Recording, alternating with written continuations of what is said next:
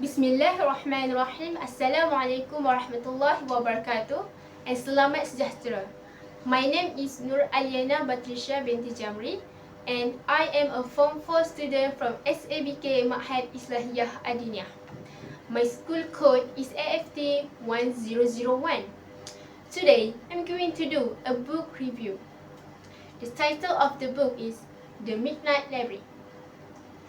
It was written by MAAHAD that mixes science fiction and fantasy elements with deeper question of mortality, happiness, and the choices we make.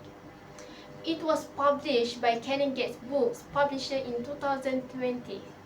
This book consists a total of 302 pages that have become New York best-selling books since 2020.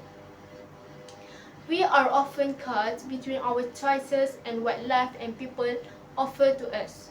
But in the struggle of dwindling between our wants, desire, regrets, and what we have in our hands, we often forget the living itself. The story follows Nora Sid, a 35-year-old woman from Bedford in England. She's smart and talented, but hasn't been able to translate this into a good career.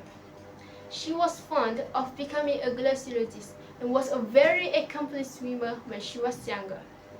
She was also quite good with music, but her fear and anxiety finally gained the upper hand and stopped her from living out her potential. And now, she finds herself working in a music store for over a decade and struggling with her mental health.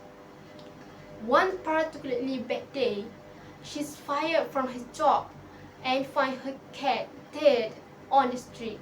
She's feeling overwhelmed by regret and a sense of irrelevance, so she decides to end her life. However, instead of finding herself in a final resting place, Nora ends up in a place between life and death called the Midnight Library, where she is given the opportunity to try out infinite variation of her life, to try and answer the age-old question of what if. Once inside, she meets Mrs. M there, her former school librarian whom she was close, as they play chess during breaks.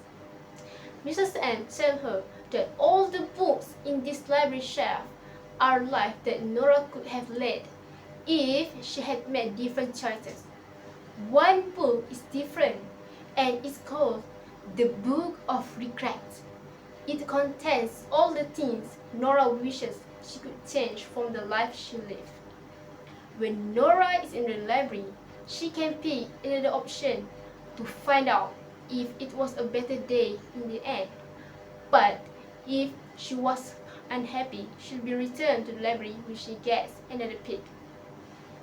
By traveling to different versions of what could have been in her life and discovering that her own potential is limitless, Nora begins to question how to best embrace life itself.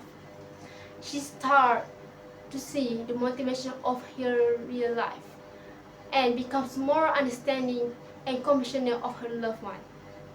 I do really love this book so much because the author takes us through the feeling of despair, depression, the nature of happiness and sadness, the weight of regret, and discovering the potential in which your life has to offer. To summarize, everything is well crafted and put together. I highly recommend everyone to read this book.